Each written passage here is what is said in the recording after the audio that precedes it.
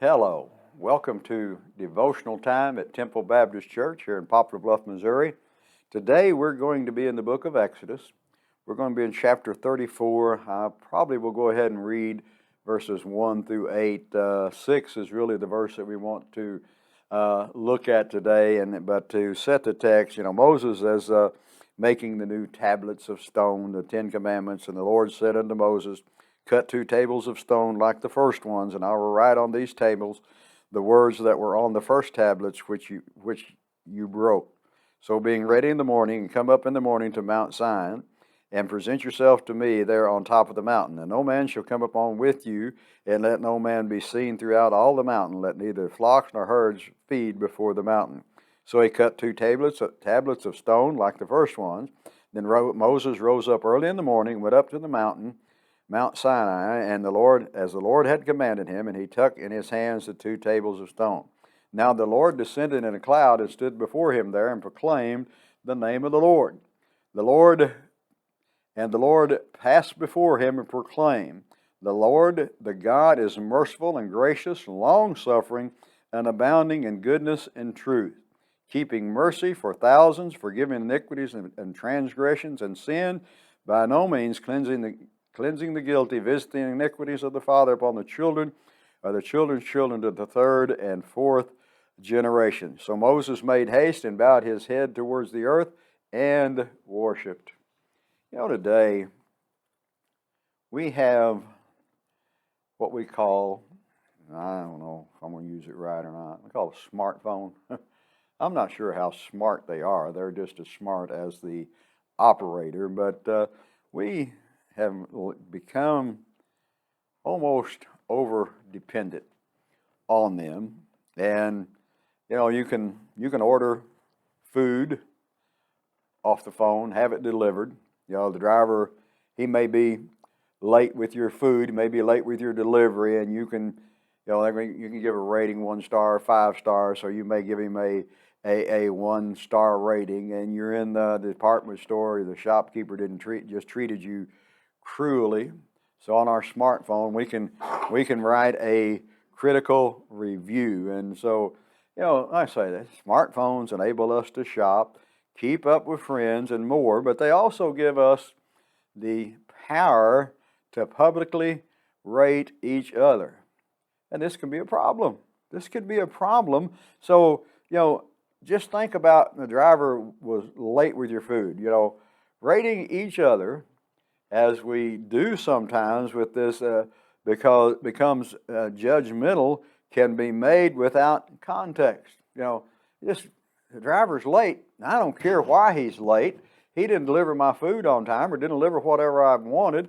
I don't care what the problem was with the store clerk, the shopkeeper. They were rude to me. It doesn't matter.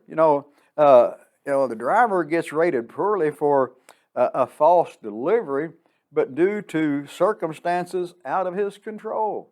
He has no control over the circumstances around him, and driving through traffic and that, and the shopkeeper gets a negative review, and for all we know, and we don't know, maybe they were up all night with a sick child. And so, how do we keep from rating people unfairly? Well, the first thing to do is just don't rate, just don't do it. That would be the best thing. Just, okay, it's done, and I give them a bad rating. It's not going to make any difference at all. But we can imitate God's character. What's he say? God describes himself in our text today. He describes himself as I'll get it right in a minute. Himself as compassionate and graceful, gracious, meaning he wouldn't judge our failures without context.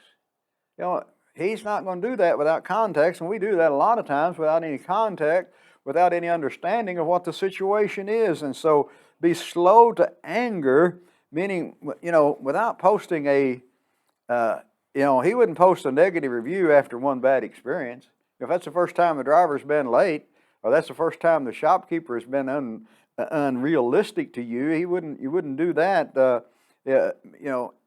He corrects us for our good, not to get revenge. He's not out to get revenge. He's out to give forgiveness of sin. Meaning our lives don't need to be defined by one stray day.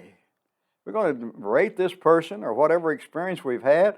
We're going to rate them on one particular thing. I don't know about you all, but you order stuff over Amazon and you'll get a response wanting you to give it a star rating. What kind of rating do you want to give it? And so, if you had a bad experience with it, you're going to give them a bad rating. If you had a good experience with them, you're probably going to give them a good rating, just depending on whatever it was, man.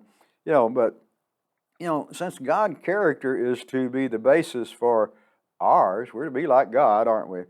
We can, we can avoid these things of the harshness of our smartphones, being able by using ours as He would. Now, I can't imagine Jesus having a smartphone. I can't imagine God having a smartphone because He is the smartphone. Jesus is the smartphone. But, just use it as He would if He had one.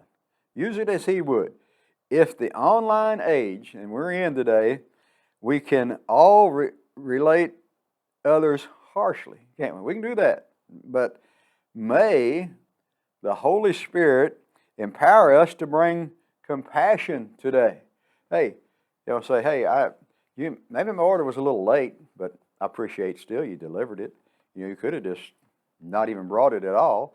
So just think about that. Just be compassionate in our lives. Thank you for being a part of our devotional time today. We want to invite you to our services here at Temple. We meet on Sunday mornings. Our first service is at 8 o'clock. Then we have Sunday school classes at 9. Our second service on Sunday morning at 10. Then we meet on Sunday night at 6 and Wednesday night at 7. Come and be a part of those services. May God bless you is our prayer.